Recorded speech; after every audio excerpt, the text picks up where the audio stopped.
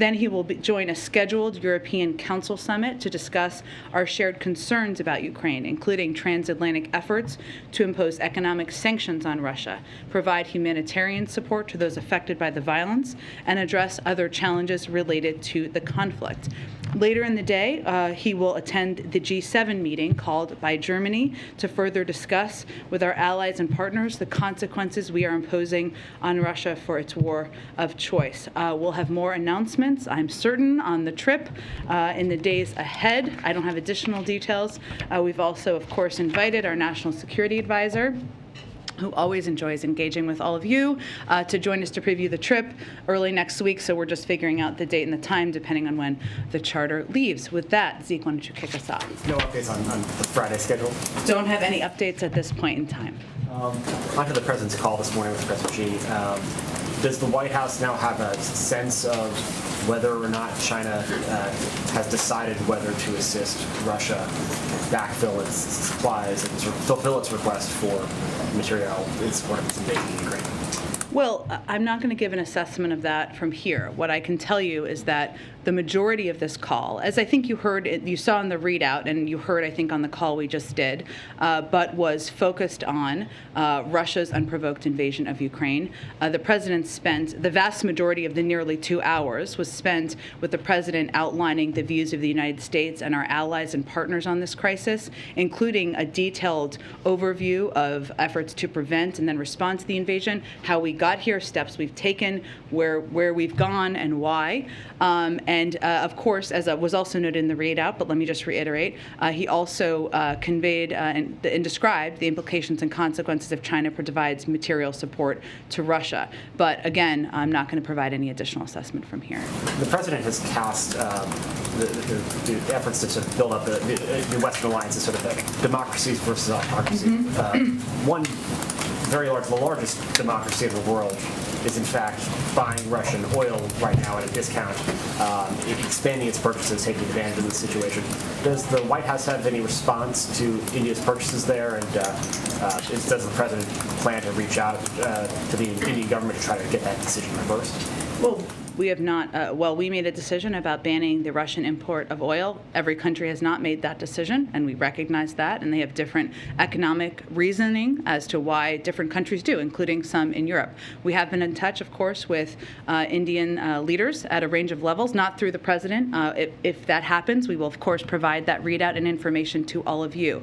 But what we would project or convey to any leader around the world is that the rest of the world is watching where you're going to stand as it relates to this conflict, whether it's support for Russia in any form as they are illegally invading Ukraine. And just on a different topic, on COVID, really funny, we saw this week Pfizer request a EUA for a fourth shot or a second booster dose for seniors, and Moderna last night boosters for all adults and other boosters. Does the federal government have the money right now to purchase the doses needed to give everyone the boosters? Should the FDA and the CDC clear that? Well, just to reiterate some of the pieces of where the process is. So the CDC does recommend fourth doses for the immunocompromised. Well, it hasn't been, of course, as you noted, approved for others, and they're running a vigorous data-driven process. And right now, over 100 million Americans have been boosted. Millions more have not done so and are eligible to do so and need to get boosted. But to go to your question, we've been clear we need additional funding from Congress. You've heard me talk about that a fair amount in here, including for the possibility of a fourth dose or a variant-specific vaccine. So we would indeed need additional funding to ensure that can be widely available. Go ahead. During the readout of this call, a senior official said that the president was really sort of laying out his assessment of the situation to President Xi, that he was making clear the implications of certain actions, but that President Biden wasn't making specific requests of China. Why not, and given the stakes here? Because China has to make a decision for themselves about where they want to stand and how they want the history books to look at them and view their actions. And that is a decision for President Xi and the Chinese to make. Given the growing concerns about China possibly aligning with Russia, would you say it's more concerning at this point that they would help Russia resupply, help Russia with military equipment, or that they would offer economic support to help Russia evade sanctions? Any of those would be concerning to us, but I'm not going to give a rank order assessment of which we're more concerned about. And you don't have a sense that China may be leaning more in one direction or another? Not an assessment I can provide from here. And can I just, sort of a logistical question, you know, Sure. the Chinese got out a readout of the call fairly quickly. Before it was even done. It was, I think, 3.5, maybe 4 Remarkable. hours before your readout was out. Should we read anything into the time that it took to get your side of the story out? So it was a lengthy call, as you all know. 2-hour call is of course a lengthy call, even with translation. And what typically happens, and this time is a little longer than typical, but is there's a meeting to discuss what happened during the meeting and assess what kind of information we can provide publicly. Obviously, we want to do as much as that as possible to all of you, but we also want to ensure we're protecting the diplomatic channels and conversations. So it was an effort to do exactly that. Go ahead. Yeah, I just wanted to ask, so, we've spoken to U.S. and European diplomats who say that there's still not exactly an agreement on what the red line would be, that, when China would face consequences. Can you say a little bit more about those discussions and whether there is agreement with G7 allies and others who have joined in about what the trigger is and what sort of consequences there would be? Well, Andrea, I would say, the movement of China to align with Russia, or to the movement of them to align with Russia, or their proximity of moving closer together, is certainly of great concern to us, as we have expressed, and we are not the only country that has expressed that concern, including many other members of the G7 have expressed exactly that concern. So this is part of the discussion. It has been an ongoing part of the discussion. Expect it certainly would be when the president goes to Europe next week, but we're not in a place at this point to outline the specifics. We're still discussing. And then just to follow up on that, initially, I think going into the call, we were expecting that there would be discussion about Iran and North Korea as well. Did the two leaders get around to those issues, and are they any closer in terms of alignment on those issues? And then just to your first point, or your response, one of the issues that has separated the U.S. and China in recent years has been disputes over trade and lots of tariffs. Would you anticipate that China would face a larger trade war if, or additional sanctions and tariffs if it does proceed to align closer, more closely? Well, we have a range of tools that could be considered, and sanctions are certainly one tool in the toolbox, as they are for other countries as well, even if as we have not outlined specific consequences, and we'll communicate those directly to China and, of course, with our European partners and counterparts. The call was focused, as the readout conveyed, the vast majority of it was on Russia's unprovoked invasion of Ukraine, but also the issue of Taiwan was raised by the Chinese, and the president reiterated that U.S. policy on Taiwan has not changed. That was really the vast majority of the focus of the call. Obviously, there are a range of issues and topics we discussed with the Chinese, and as a part of this call, there was an agreement on ensuring there was an open line of communication and that the discussion would continue in this critical period ahead, of course, at lower levels. Go ahead. During this Joe call, did President Xi ever refer to it as an invasion? We'll let President Xi and his team outline any more specifics about his component of the conversation. Why not reveal if he called it an invasion or called it a war? Because we don't, as a policy, speak for other countries. They can speak for themselves. Yesterday, Secretary Blinken said the administration was concerned that China is considering answering Russia's request for more military equipment. After this Joe call, does the White House still have that concern? We have that concern. The president detailed, what the implications and consequences would be if China provides material support to Russia as it conducts brutal attacks against Ukrainian cities and civilians. And obviously, that is something we will be watching and the world will be watching. So that concern hasn't gone away following the call? Obviously, actions are a key part of what we'll be watching. And Russian Foreign Minister Lavrov says that Russia will view any weapons shipments into Ukraine as, quote, legitimate targets. Obviously, President Biden just authorized $800 million in more security assistance. aka weapons potentially going into Ukraine. So what is the president's response to that comment? Well, that's a threat that he has made before, I would just note, Foreign Minister Lavrov. I would note that just in terms of how it works, without getting into too many logistics, of course, there are no U.S. troops operating inside Ukraine. Our forces are in NATO territory, and so are NATO forces in NATO territory. So as we're talking about the operations of the movement of convoys and the movement of assistance, those are not the bodies that would be moving those assistance within Ukraine. So beyond that, though, I would say, of course, we watch closely what the actions are, the continued escalatory actions of the Russians, and we will watch closely if they follow up on that threat. I would remind you all that all of the convoys are not just moving military assistance; many of them are moving humanitarian assistance as well, food, and other aid that is getting to people who have been injured through this brutal invasion. I guess the question is, how concerned are you about being able to get all $800 million of that assistance that's obviously so critically needed into Ukraine? Well, we continue to have the means of getting that assistance in, and we have effectively been doing that in recent days, so we will continue to work through those channels. Thank you. Go ahead. Thank you, Jen. Did President Biden directly ask President Xi if he intends to help Russia?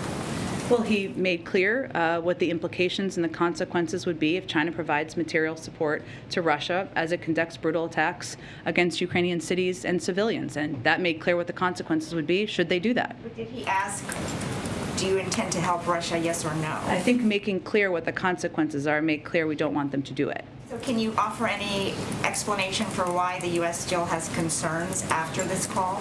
Because we'll continue to watch until we see what actions they take or don't take. And following up on Andrea's question, does the administration view any distinction between financial support and military support for Russia? Or will the consequences, will there be consequences regardless of what kind of aid? We would watch closely, and we would be prepared for there to be consequences, but we would look closely on what it is, and we would align with our partners around the world. And is there going to be escalatory consequences like we've seen with Russia? Again, I'm not going to get into a hypothetical at this point in time. We'll have those discussions directly with the Chinese and directly with our European partners. And one more. Short of getting any guarantees from China that they are not going to help Russia, and short of China condemning Russia for its actions, what is it about the call that President Biden thinks went well, as he said to one of my colleagues? I think it was an opportunity for the president to convey directly what our detailed efforts have been, what we have seen on the ground, how we have responded to the invasion, why we have the significant level of concern that we have, and also to convey very directly, leader to leader, what the implications and consequences would be if Russia provides material support. And that leader to leader engagement, an opportunity for there to be a continuing discussion, certainly the president sees as a positive development. Go ahead. Thank you, Jen. A couple of days ago, you described javelins and stingers as defensive weapons and MiGs and planes as offensive weapons. So how do we classify the armed drones that we're sending? I would remind everybody that Russia is invading Ukraine, not the other way around. Ukraine is not invading Russia. They are not going into a foreign country and invading that country. And what we're sending to Ukraine is security assistance, all of it, and weapons that they are effectively using to defend their country against Russian aggression. And that is how all of this material would be categorized. In that sense, then wouldn't MiGs also be defensive since Ukraine is defending itself from attacks from Russia? Well, again, this is all assessments made by our Defense Department, but I would tell you that as it relates to the transfer of fighter planes from a U.S. base in Germany into contested Ukrainian airspace, where our military and intelligence community determined the benefits provided to Ukraine's defense are low and the risks of escalation are high, that is how we assess that, but also those type of planes would be a different category of military assistance. It seems like we're splitting hairs over semantics in terms of how we're classifying some of these weapon systems. And obviously the president's gotten some criticism from both sides of the aisle for even when he takes action, sometimes doing it after there's been a lot of political pressure, for instance, on imposing the sanctions, on sending the Stingers and the Javelins, on banning Russian oil. So if there's any chance that the U.S. is going to facilitate the transfer of MiGs in some way, why not just do it now? Well, I think we've outlined pretty clearly why we've made the decision not to do that, including the fact that they have multiple squadrons of planes that they can utilize, and the fact that, most importantly, the types of assistance that we've been providing, anti-armor, anti-tank, anti-missiles, is what is effective in fighting this war on the ground. That is why we've provided that assistance. None of the weapons we've sent to Ukraine could be used to launch an invasion of a country like Russia. That's a fact. That's why we call them defensive weapons. That's why the Defense Department calls them defensive weapons. And I would remind everybody that they are the country that are under attack. I want to move on to the Iran talks. This week, the president said that we are crippling Putin's economy with punishing sanctions that are only going to grow more painful over time. But the State Department said that the administration would not sanction Russian participation in nuclear projects that are part of the JCPOA. So how does the administration justify calling for such strong sanctions on Russia but giving them a pass when it comes to Iran? Isn't that hypocritical in some sense? There's absolutely no pass given. They're not getting additional assistance or sanctions relief of any sort. They have an implementation role. They've had an implementation role in the past as it relates to the Iran nuclear deal, and that is certainly what we would be talking about in this regard. But for clarity purposes, there's absolutely no additional sanctions assistance that Russia would be receiving that is outside of the Iran nuclear deal. So, but just carving out what's already there and giving it protection, that it will not be sanctioned? Well, to explain to you, or for those of you who have covered back in 2015, you may remember this, that there have been roles in the past that Russia has played in terms of the movement or the protection, the nuclear protections in some capacity of as we're implementing the Iran deal, and that's what we're really referring to. That's part of the discussion in the deal. This is a new deal that we're doing. It's the similar implementation components. It's an implementation and discussion around a similar deal that was discussed back in 2015. And then the Director of National Intelligence annual threat assessment last month said that Iran has threatened to kill former and current U.S. officials in retaliation for the U.S. killing the IRGC's leader, Qasem Soleimani. So do those threats constitute terrorism? Well, I would just remind you all that where we are, one, I'm not going to just confirm or get into specifics about any threats through intelligence channels, but where we are right now,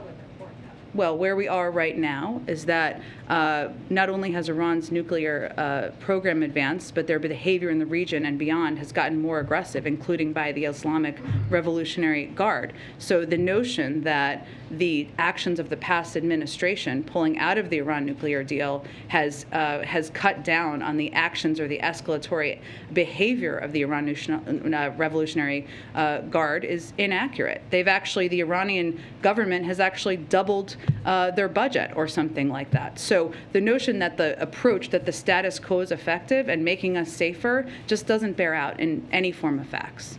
So they should not then, the IRGC be delisted from the terrorist blacklist? There's an ongoing negotiation. I'm not going to get into specifics of it, but I would just note that the status quo where we stand has done nothing to make us safer in any regard. In fact, the Islamic Revolutionary Guard has only been strengthened. Go ahead. Jen, I want to follow up with you on the call. You have, from the podium and in the readout, it says the president described the implications and consequences if China provides material support to Russia. So to be clear, did President Biden warn President Xi not to send any support to Russia? I think he made clear what the implications and consequences would be if he did. That is laying out what the consequences would be. President Xi has to decide what he's going to do here. And not just here, but is it fair to characterize that as a warning? I would characterize it exactly as I said it. And did President Biden and President Xi discuss the possibility of lifting sanctions and or tariffs as a way to get China off? This was not about carrots. This was about laying out what the implications and consequences would be. Did the president step away from the phone call and have a sense that he can work with China as it relates to Ukraine? Well, I think he came away feeling that he had conveyed clearly what the implications and consequences would be, and also that he had the opportunity to lay out specifically what steps we've taken, why, and what we're seeing on the ground. And he also said that we would continue conversations task the teams to continue conversations. So that indicates that we will continue to engage with them. I want to follow up with you on something we've been discussing throughout the week, the issue of refugees. Newsweek has reported that the U.S. is actually detaining Ukrainian refugees in ICE detention centers, those who are seeking entry into the country, which seems like a contradiction of President Biden saying that he would welcome them here. Can you tell us why this is happening and what's being done? I can't confirm any specific cases. I'd point you to the Department of Homeland Security. But what I would say is that we are still implementing our immigration laws at the border. That means that Title 42 is in place, and for individuals who come through, abnormal migration, we approach that through the same laws and implementation. When the president says he would welcome refugees, of course he would, but they have to apply through the refugee programs. Understood, but do you acknowledge, Jen, that detaining them is a contradiction to President Biden saying he would welcome them with open arms? Well, again, Kristen, we implement and we our immigration laws across the board, no matter what country you come from, and that has been our case and approach from the beginning. Welcoming refugees means applying through the refugee process. And again, as I've said in here, we're looking at a range of options, including providing a broad range of humanitarian assistance to the countries where the vast majority of refugees are going. Is it a priority for President Biden to address this situation so that refugees are not being detained at ICE detention centers? Well, again, we are continuing to apply our immigration laws at the border. And so refugees who want to come to the United States, of course we would welcome Ukrainian refugees. That is why, but they have to apply through the existing programs. There's an ongoing discussion about what programs or what steps we could take. And we certainly, that's an important conversation and process internally. Where we have put all of our efforts to date, the vast majority of them to date has been on providing a historic amount of funding to countries in the region, including a huge amount, billions of dollars that has been approved through the omnibus bill the president just signed into law to make sure that the countries that are welcoming the vast majority of these refugees have assistance and support and aid that they need. Jen, you mentioned Taiwan. Will the U.S. deliver javelins and stingers on time this year to Taiwan? Can you answer that?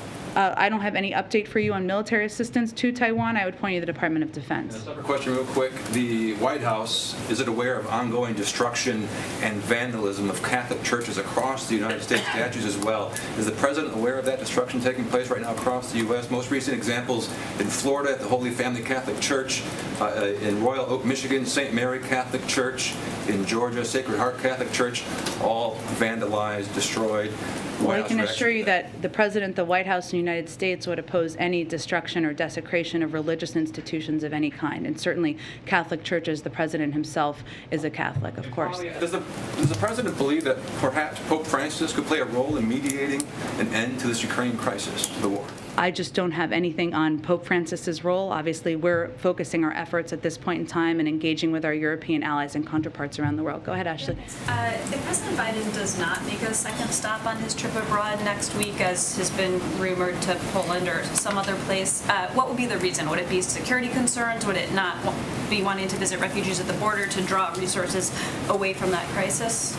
I expect we'll have more on the trip soon, so I don't want to get too ahead of where we may or may not be, but we factor in a range of factors whenever we make any travel plans, including pulling resources away, as you noted, including security concerns, including ensuring that we can implement it effectively. But we pulled this trip together pretty quickly, so we're working as quickly as we can to get any other details finalized. And more on a different topic, following up on what my colleague asked yesterday, President Zelensky mentioned in his address this idea of a U-24 United for Peace. It's a little unclear to me, at least, what exactly that would look like and mean. What is the White House's understanding of what he's asking for? Is that an alternative to NATO? What role would it fill? Can you try to? We just don't have any other assessment or explanation from here. I mean, I'd certainly point you to the Ukrainians to discuss in more detail. We talk with them regularly. I would let them speak for their own proposals. Go ahead. Jen, when the president spoke to President Xi, did he set out any particular benchmarks by which he would measure their compliance, either financially, on the arms issue? Any time frames out there?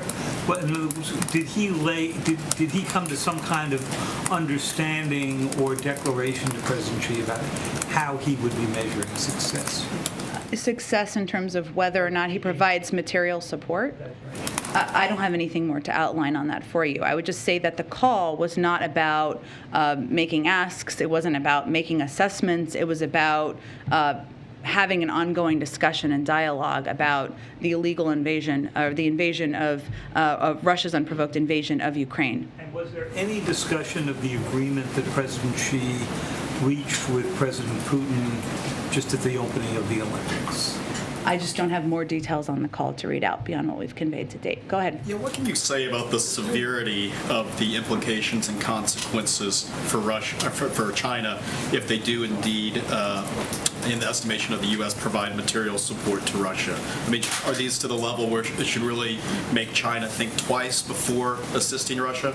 Well, it's up to President Xi and the Chinese to make that decision. But the president, again, laid out very clearly and directly in the call what the implications and consequences would be if they provided material support. Why is the White House choosing not to elaborate and disclose more about what the consequences could be here? Because we feel that it would be most constructive to have those conversations directly with the Chinese.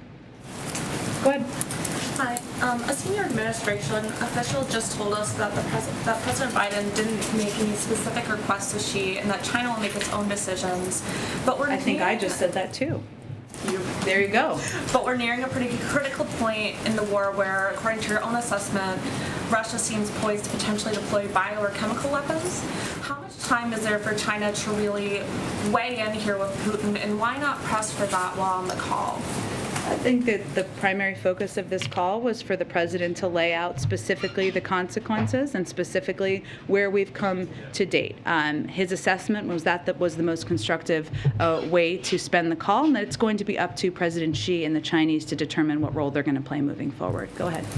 Implications and consequences. Yeah. I'm asking about this again because in the lead up to Russia's invasion, the White House was really extremely transparent, laying out in call after call and briefing after briefing a lot of the specifics that we then saw implemented. Why, in this case, is it just saying implications and consequences and not giving the same specifics? Sure, because we feel it's the most constructive way to engage and have a constructive dialogue. Just to clarify, the specifics were given out in detail on this call, it sounds like what you're saying. Correct. I'm not going to give you more details about the level of detail, but it was a detailed engagement. I'm not going to outline that more from here, but he was specific about what he described on the call. Go ahead. I hope I'm not beating a dead horse here. It's okay. Okay, it's Friday. So you said previously the point of this call would be to see where she stands. Yep. You're obviously reluctant to tell us where she stands based on that call, and you pointed to the Chinese, but their readout, if you've read it, is doesn't tell you much either. So can you at least say after a 2-hour call, is the White House confident it knows where she stands, and you just don't want to tell us, or are you not telling us because you don't really understand where he stands? I think what I can tell you is that they tasked the teams with having continued discussions, but I'm not going to provide you any additional assessment from here. Go ahead in the middle. How does President Biden define the current Chinese and U.S. relationship right now? Have you scheduled more communications, meetings, calls? Yeah, they tasked the teams to follow up on today's conversation in this critical period ahead. I don't have anything in terms of when that will take place, but that was part of it. Go ahead. Jen, following the recent Texas primary election, the AP is reporting that roughly 13% of ballots were discarded following, new statewide election laws. Mm-hmm. One, is the White House concerned about these new numbers, and has the White House put in any new plan to try and get some sort of federal voting rights legislation or executive order into implementation? Well, certainly we will continue to stay, we remain committed, the President and the Vice President remain committed to doing everything we can to get voting rights legislation passed and move forward, and these reports are certainly a reminder of how important that is. In terms of the specifics of it, I'd really point you to the Democratic Party Committee on the political side of this, and I will see if our team has any other specific reaction from here. Other question, we know next week the Supreme Court nominee Judge Ketanji Brown Jackson will be going forward with hearings sanctions. There's some new accusations from Capitol Hill, some Republicans still saying that she soft on crime. Senator Josh Hawley, for instance, saying that she soft particularly on sex offenders. What is the White House's response to these new accusations, and are you at all concerned that it might taint public view as we go into hearings next week? I think as we broadly look at it, I mean, after weeks of trying hard to find some way to attack Judge Jackson for saying that she was an affirmative action pick, then saying she was the product of dark money, then saying she should be suspect because she was a public defender, a group of far-right Republican senators, as you noted, have launched a last-ditched eve of hearing desperation attack on her record on sentencing in sexual offense cases. What is important here, I think, are the facts, and the facts are that in the vast majority of cases involving child sex crimes broadly, the sentences Judge Jackson imposed were consistent with or above what the government or U.S. probation recommended. And so this attack that we've seen over the last couple of days relies on factual inaccuracies and taking Judge Jackson's record widely out of context. It dishonestly took a snippet of a transcript out of context when, in fact, Judge Jackson was repeating something a witness said in order to ask a question about their testimony. It also omits that the Sentencing Commission report mentioned was unanimously approved by the Commission and is by law, which is by law bipartisan with equal representation. So we're going to continue from here to reiterate what the actual facts are, and we hope that those who are taking this process seriously or state that they are taking this process seriously will also look to the facts and not disingenuous attacks. Go ahead. Thanks, Jen. Two questions about COVID. You talked earlier to Zeke's question about the additional funding being needed to ensure that the fourth dose boosters will be widely available. Secretary Becerra said today that hopefully soon the government will be telling parents of kids under 5 that they can get their kids vaccinated. And he said that will also put strain on the system. Is there any chance that the vaccine doses for the kids under 5 wouldn't be available if this COVID money doesn't come through? It's not about available. I think it's about making them free. Because obviously these companies are going to produce doses if and when at some point, as a mother of a child under 5, God willing, soon, making them available. What we want to be able to do is continue to make them free. So that is where our focus and our concern is. And obviously beyond that, for people who are uninsured, for people who don't have the resources to cover the cost of a fourth dose or a vaccine for their kid or otherwise, this is pretty important that we move this funding forward so that we can continue to provide these type of programs across the country. If there isn't additional funding, would this be the first age group that would not get free shots potentially? Like, are you counting on that money to make sure that those doses are? I'd have to check with our COVID team on it. Obviously, they look, since it hasn't been approved yet, what we've been able to do is outline for you what programs would have to be ended or halted and the timeline of them, but I can check with them and see if there's any specific planning for this. But obviously, if we don't have funding, it's hard to make vaccines for anyone free. Go ahead. The Journal reported earlier today that Iran secretly set up a banking and finance system to get around the U.S.-led sanctions.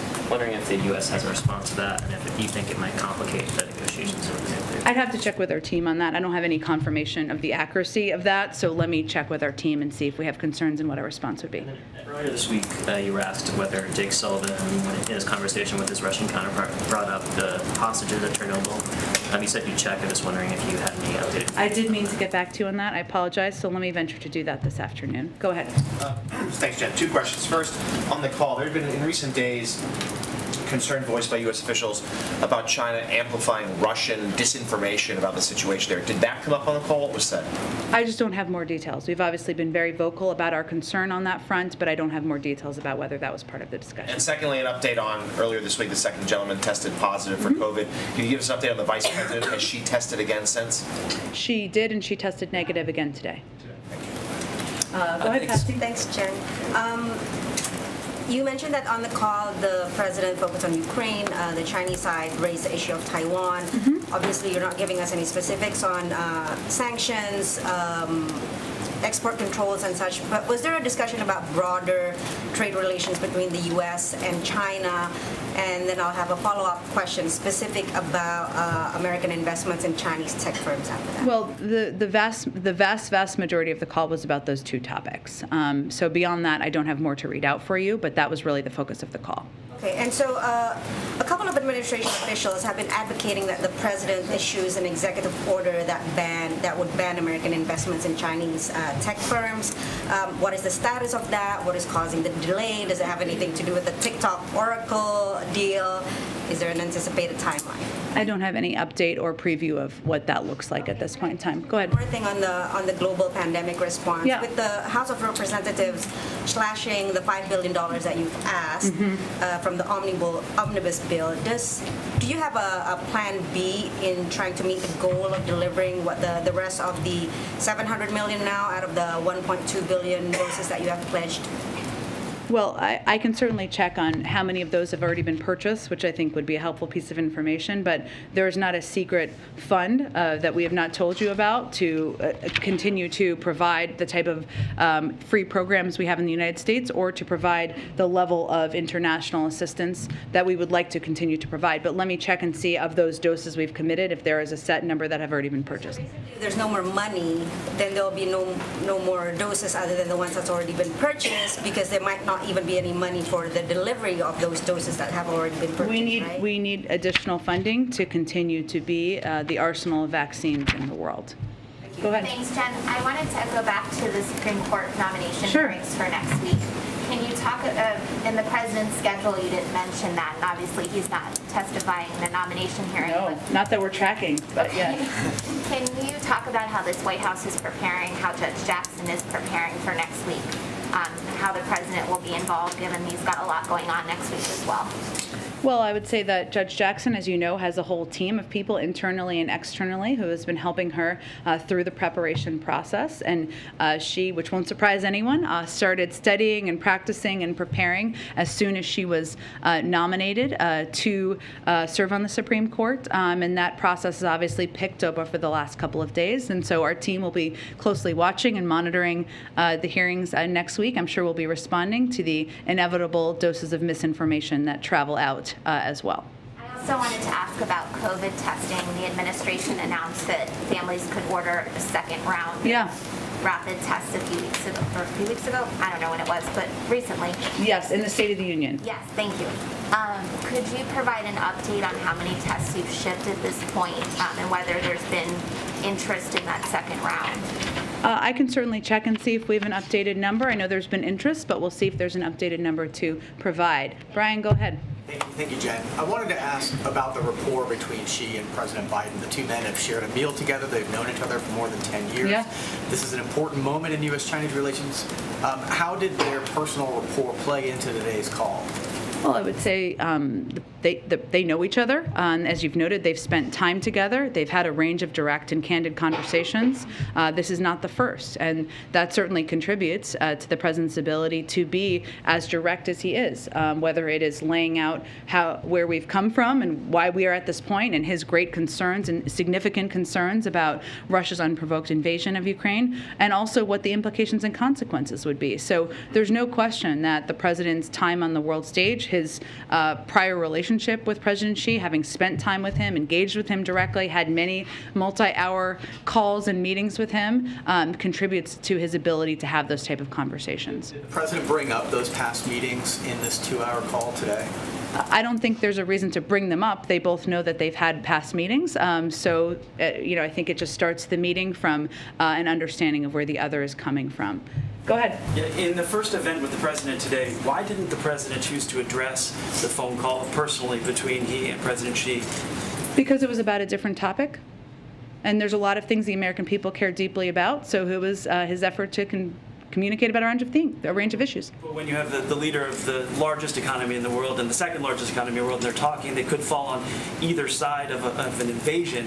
The American people might want to hear directly from the president. Well, we've provided a range of updates, briefings, readouts, and hopefully you all will be effective, as I'm sure you will, in communicating that to the American people. One more thing, on the call, did the president push China about business, the Chinese companies doing business in Russia?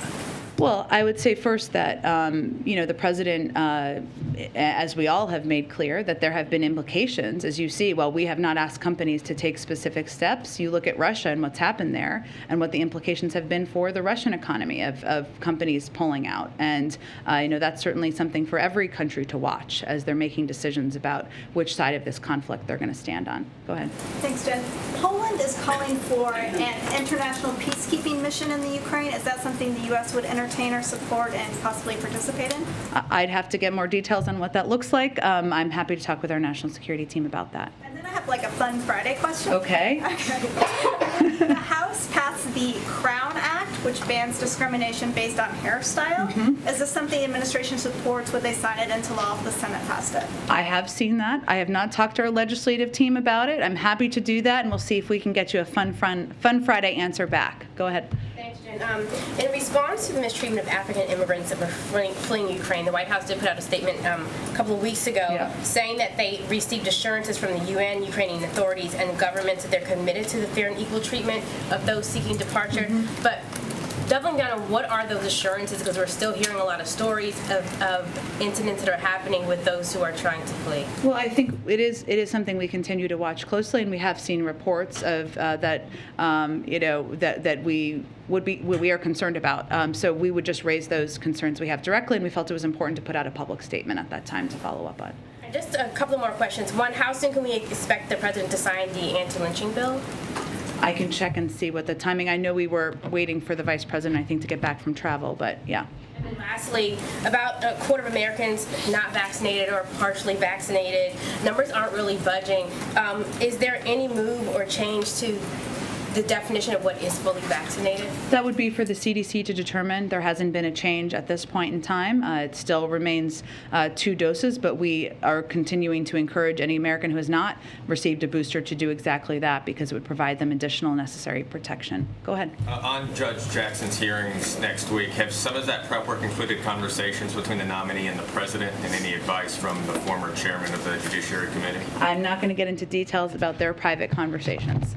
So has he played? So he has not played a role in sort of the prep or the. He's not participating in the mock preps, no. But he is certainly excited about her hearings next week and being confirmed to serve on the bench. Thanks, Jen. I've got a quick clarification and then 2 questions about presidential conflicts of interest in foreign affairs. The first brief clarification is the New York Times reported this week that the first son remains under criminal investigation. Does the president still intend to stay out of that case? Yes, it's the Department of Justice, and I will point you to them. And my 2 questions about conflicts of interest in foreign affairs. First, I have a question about Russia, and then one about China. On Russia, you told me last year that you were unfamiliar with the Senate report that alleged that the first son, or a company linked to the first son, received $3.5 million from the richest woman in Russia. Subsequent reporting indicates that President Biden, when he was vice president, had a dinner in Georgetown with the same woman in 2015. This Yelena Ballerina, she has not been sanctioned yet by the U.S. government.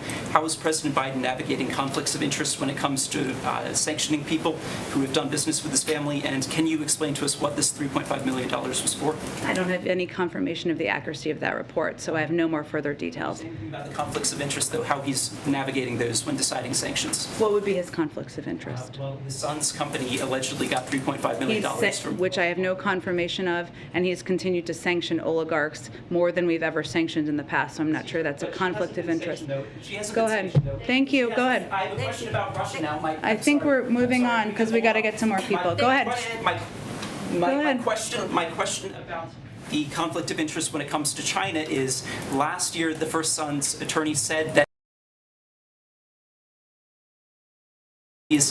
we have received not even basic transparency about who bought out his stake, when this happened, and how much money changed hands. Did he actually divest, and if so, can you agree to basic transparency? He's a private citizen. He doesn't work for the government. I'd point you to his representatives.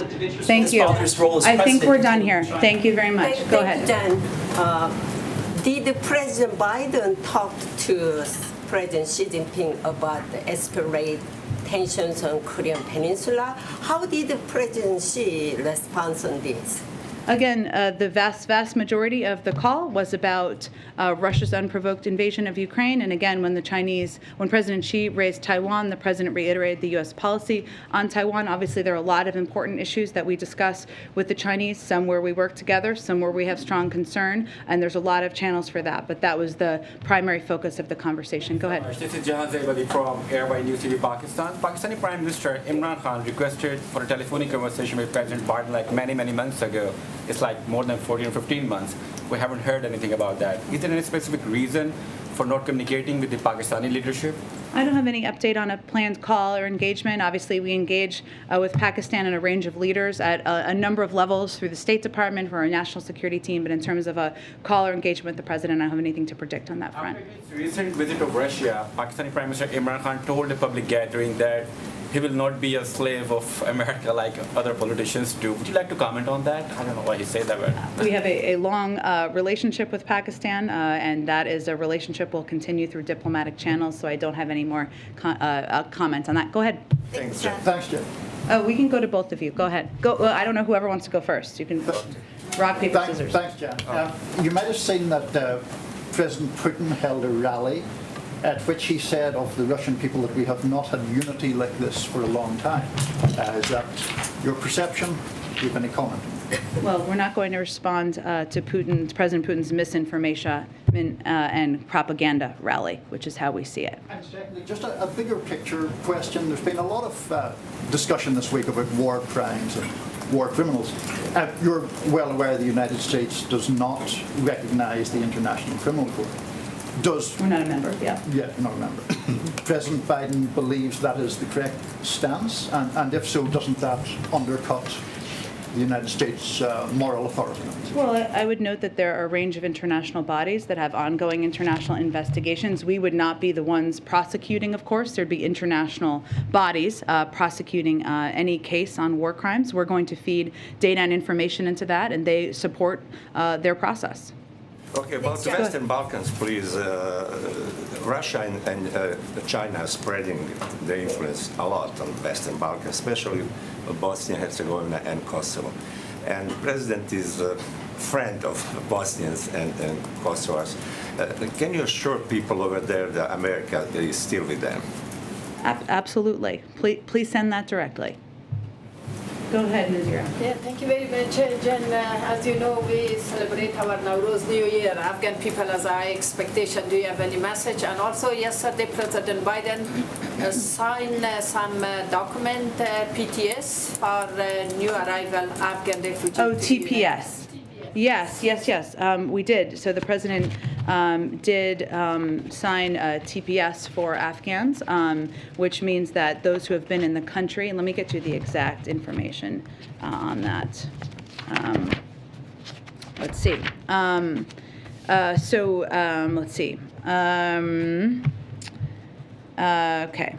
So basically, so the TPS will apply only to those individuals who are already residing in the United States as of March 15, 2022, and meet all other requirements, including undergoing security and background checks. And this is a designation decided by the Department of Homeland Security through their process, and they designated Afghanistan for TPS on the statutory basis of ongoing armed conflict and extraordinary and temporary conditions. U.S. Citizenship and Immigration Services estimates that approximately 74,500 individuals in the United States would become eligible for TPS through the designation for Afghanistan, and that includes 72,500 who have been paroled into the United States through Operation Allies Welcome, and approximately 2,000 Afghan nationals who did not participate in the Operation Allies Welcome and were otherwise in the United States already. So this is a new designation just announced this week. New Year, Nowruz, any message for Afghan people, especially Afghan women? Well, I would say we would send a message of Happy New Year's to the Afghan people, and certainly a special shout out to Afghan women, and we have huge admiration for their courage, their bravery, and we will continue to stand with them during these challenging times. Thank you, everyone. Happy Friday.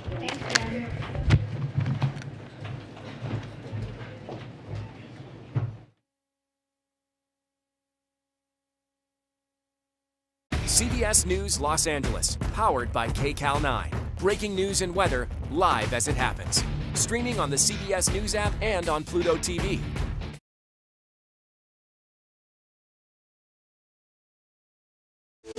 An original CBS Reports documentary. Some Republicans are now accusing companies like Twitter and Facebook of targeting conservatives. They've had